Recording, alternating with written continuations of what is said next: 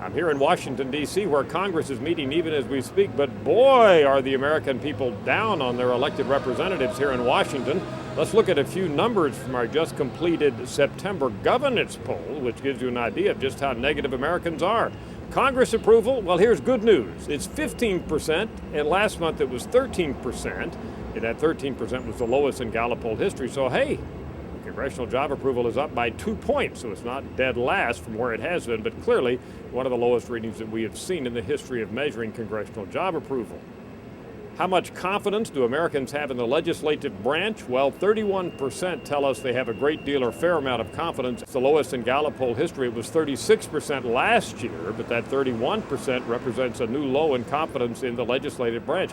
Let me give you some comparisons here. 63% of Americans have confidence, a great deal or fair amount, in the judicial branch. That would be the Supreme Court. Now that's high, but actually that's 2 points lower than we'd measured for the Supreme Court in our history. And 47% of Americans have a great deal or fair amount of confidence in the executive branch, and that's not the lowest.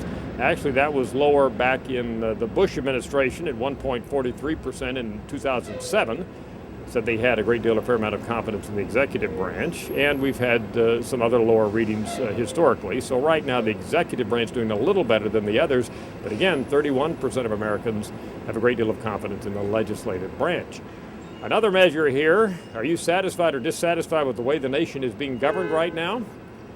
Well, this comes as no surprise given what I've been talking about. Just 19% of Americans say they are satisfied, and that too is the lowest in our Gallup poll history of asking this question. It's even lower than that measure was back in 1973 when the Watergate crisis was really bubbling up, and it's lower than we found earlier in the decade of the 2000s.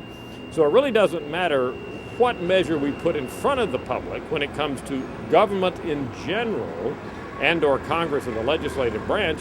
Americans are simply quite negative at this point. What are the implications of that?